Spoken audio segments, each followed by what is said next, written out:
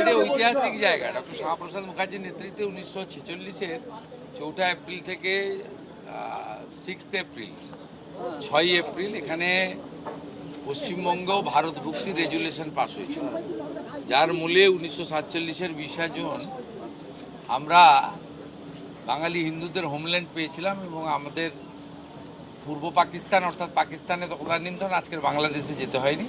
আমরা পশ্চিমবঙ্গে ভারতে বসবাস করছি আজকে। বাবা তারকনাথের দর্শন করতে পারছি, বাবার মাথায় জল ঢালছি, প্রণাম করছি, কপালে চন্দন লাগাতে পারছি। ঐতিহাসিক জায়গা।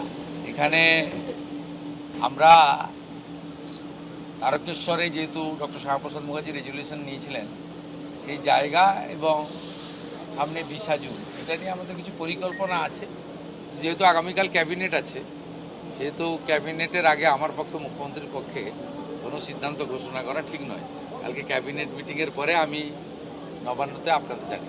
কিন্তু এরকম একটা পবিত্র জায়গা দীর্ঘদিন এমন একজনকে করেছিল যাতে এখানকার মানুষের ট্রাস্টি বোর্ডের মাথা।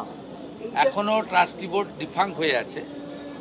আমি আজকেই মাননীয় মন্ত্রী অগ্নিমিত্রা পাল এবং প্রধান সচিবকে নির্দেশ দেব যে এখানে একজন এডিএম আছেন অনুজ প্রতাপ, তাকে আমরা প্রশাসক করছি।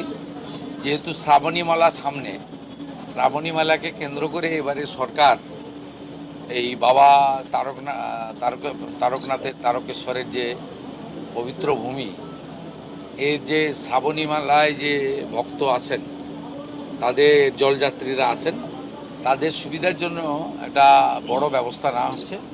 এবং আশু তারকেশ্বর মন্দিরকে কেন্দ্র করে আমরা কিছু কাজ করব। প্রথম তো ওই পবিত্র পুকুর পাড়ে সব রং করে রেখেছে, রঙের কালার তো পরিবর্তন আগে করা দরকার।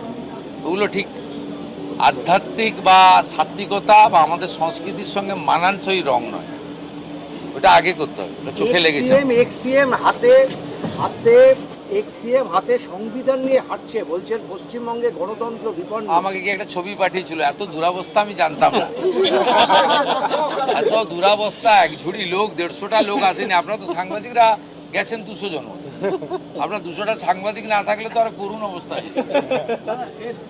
তারপরে রাজ্যসভা লোকসভা মিলিয়ে এতগুলো এমপি শুনলাম, 3টে এমপি গেছে, 6 জন এমএলএ গেছে। ও দলটার অবস্থা ফলতার মতো হয়ে গেছে।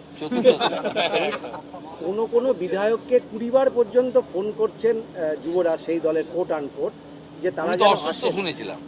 ফোনে করেছেন এরকম। অসুস্থ হলে ফোন করা যায় নাকি? স্যালাইন টেলাইন কিছু চলছে? আরে আমি তারকেশ্বর ধামে একবার নয়, রাম মন্দির মাথায় নিয়ে খালি পায়ে হেঁটেছি গোটা তারকেশ্বর।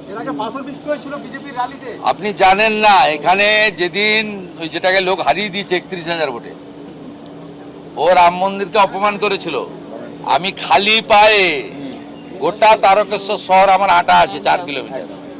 এবিপি আনন্দ এগিয়ে থাকে, এগিয়ে রাখে।